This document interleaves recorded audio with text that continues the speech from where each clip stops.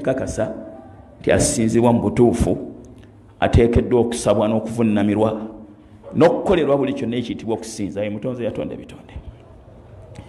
Era nkakasa ab'ebitiibwa abali wano owekitiibwa Muhammad sallallahu alaihi wasallam arrahmatul muhda okusaasira kw'obuluŋŋamu mubaka wa Allah subhanahu wa ta'ala yajja okujja ebitonde mu kusinza ebitonde n'abiyigiriza okusinza omutonzi eyatonda ebitonde.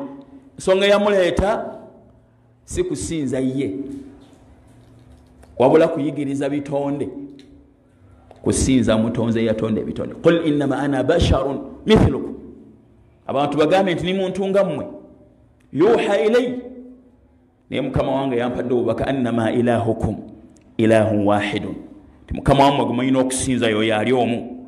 Faman kana yarju liqaa rabbihi, yenna asuubira okusinkana mukama we oyo falyamal amalan saliha, akole buli kalimu konna akalungi, wala yushrik biibadati rabbihi ahada, waba asinza mukama we tasinza mukama we namusinza n'ekintu kyonna ekirala. Kitegeeza nti omulimu omukulu ogwamuleeta eri ensi eno omubaka oyo ebbanga ery'emyaka 23 gwali gwakuyigiriza bitonde kusinza mutonzi so okusinza ye okutuusa lwe yava mu bulamu buno obw'ensi n'asoma edduwa ng'anaatera okukomekereza agati Allahumma la taj'al qabri wathanan yu'bad, ayi Allah tufuule entaana yange essanamu erisinzibwa, kubanga teyajja kusinzibwa obula yajja ayigiriza ebitonde okusinza omutonzi eyabitonda.